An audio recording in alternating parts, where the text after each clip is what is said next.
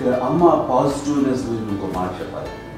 అంటే తన బిడ్డలకే కాదు, ఈ రోజున మా రెండో పాప శ్రీజ కూడా తనకి లైఫ్ చిన్న డిస్టర్బెన్స్ వచ్చింది. ఆ టైంలో కూడా తను ఏమందంటే అప్పుడు నాన్నమ్మ దగ్గరికి వెళ్ళాను, తను ఇచ్చిన భరోసా తను ఇచ్చిన మాట వెళ్ళలేని ధైర్యం వచ్చింది నాతో. నాన్నమ్మ దగ్గర ఎప్పుడు కూర్చొస్తారు కాబట్టి పాజిటివ్ ఫీలింగ్ వస్తుందని నాతో షేర్ చేసుకుంటాను. తనకు మాతో చెప్తుంటే అనిపిస్తుంది కరెక్ట్ అమ్మ, ఏం పర్లేదమ్మా, లైఫ్ అంటే ఒకరితోనే అయిపోదు, ఆ ఒక్కడి వాళ్ళ ఇన్ఫ్లుయెన్స్ తోటో వాళ్ళు మన మీద నియంత్రించడం కానీ మన బాధల్ని వాళ్ళు చేయడం అవుతారు. జస్ట్ నువ్వు నీ గురించి నీ మనసులో ఏదనిపిస్తే నీ గుడ్ ఫీలింగ్ ఏదిస్తుందో ఆ ఫీలింగ్ ప్రకారం వెళ్ళిపోదు.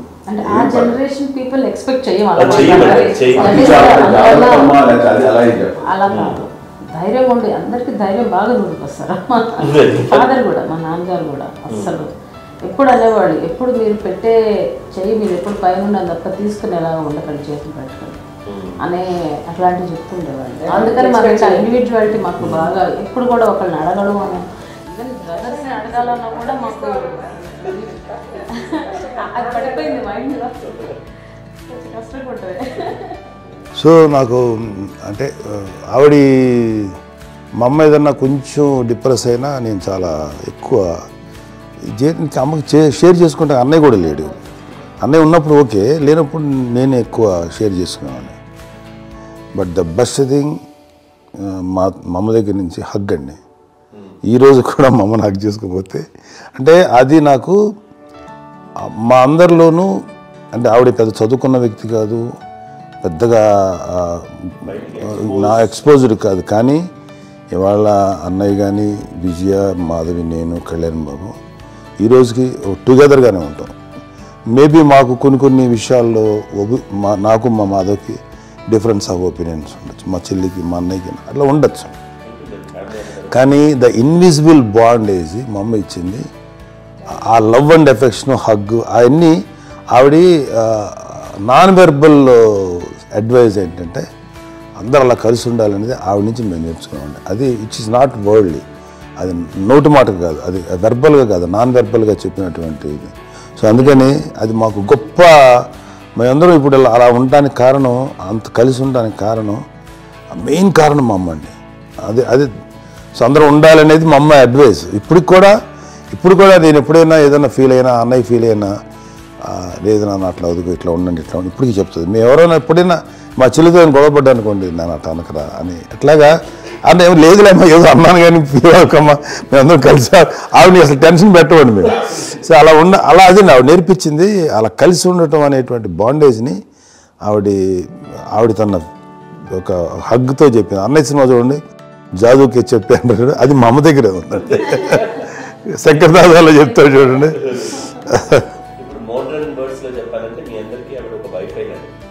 Yes, you can say that. Yes. ఇంకొక అడ్వైజ్ కంటే అండి, అమ్మ విషయంలో నేను గొప్పగా ఫీల్ అయ్యేది, కానీ చాలామంది పెద్దలు రిటైర్ అయిపోయి విశ్రాంతి తీసుకుంటున్నటువంటి పెద్దలందరూ కూడా ఆచరించే విధంగా ఒక విషయాన్ని నేను గమనించాను. ఇప్పుడంటే నా దగ్గర ఉంటుంది కాబట్టి ఉన్నాను.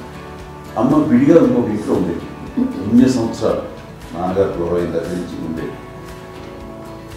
అన్ని సంవత్సరాలు ఒంటరిగా ఉండి నన్ను బిడ్డలందరూ ఎవరు మానవ వెళ్ళిపోయారు, నేను ఒంటరి అయిపోయాను అన్న ఫీలింగ్ అమ్మ ఎప్పుడు ఉండేది కాదు. తర్వాత బిడ్డలు వాళ్ళ టైం బట్టి వచ్చి చూసుకుంటే సరిపోతుంది. అది వారమా, నెలక, 2 నెలలక, అసలు ఒక్కోసారి రాలేని పరిస్థితిలో ఉంటుంది. 5-6 నెలల పాటు ఇదే ఊళ్ళో ఉంది, పక్క వీధుల్లో ఉండి ఎవరి పనులు వాళ్ళు బిజీగా ఉండి, ఎవరి షూటింగ్ వాళ్ళు బిజీగా ఉంది, ఎవరి ప్రొఫెషన్లో వాళ్ళు బిజీగా ఉంది, ఎవరి ప్రొఫెషన్లో వాళ్ళు బిజీగా ఉంది, తన సంసారం తను బిజీగా ఉండి అనుకోసారి అమ్మ ఏమి ఫీల్ అవుతారు, ఏంటమ్మా రావట్లేదు, అసలు పట్టించుకోవట్లేదు ఏంటి అంటే, అంతేలేమ్మా అని ఇలాంటి నిరసన మాటలు కానీ, ఈసరింపు మాటలు కానీ, లేకపోతే న్యూనతాభావం కానీ ఇలాంటివి ఎప్పుడు అమ్మకు లేవండి. వచ్చే అబ్బాయి ఏం చేసి పెట్టకుండా చెప్పండి అంటూ చాలా పాజిటివ్గా ఉంది. ఇప్పటికీ కూడా తను సెపరేట్ కిచెన్ మా ఇంట్లో, మిగతా వాళ్ళతో వేరే కిచెన్ కూడా వస్తాయి. ఎందుకంటే అమ్మకి మోస్ట్ స్ట్రెస్ బస్ట్ వచ్చేసినా, లేకపోతే ఏదో రిలీఫ్ ఏంటంటే తన కిచెన్లో కూర్చొని వండుకు తింటాం, వండి అందరికి పెట్టాం. ఇప్పటికే కళ్యాణ్ బాబు అక్కడ తిరిగేసి ఎక్కడో చేసి నిరసనలు చేసి మంత్రాకలు చేసి వస్తే అమ్మకి చాలా జాలి.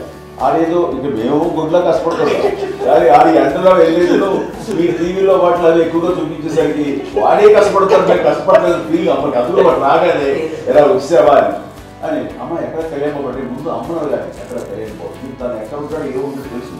అది చేసిన తర్వాత ఎక్కడ తను వాడికి ఇష్టమైన బిర్యానీ అవి చేసి చక్కగా పంపించి అన్నీ చేస్తుంది. అట్లాగా బిడ్డలకి పెట్టడమే తప్ప బిడ్డల నుంచి ఈ వయసులో ఎక్స్పెక్ట్ చేయడం లేకపోగా కొంచెం పట్టించుకోవట్లేదు అనే ఒక న్యూనత భావనలోకి వెళ్ళిపోయి సైకలాజికల్ డిప్రెస్ అయ్యే మదర్ మాత్రం కాదు.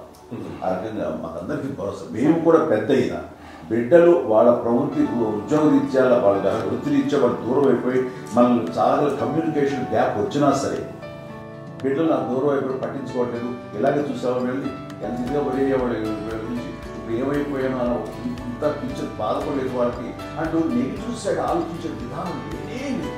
అది మా అందరికి ఎంత కంఫర్టబుల్ అంటే అంతే కదా.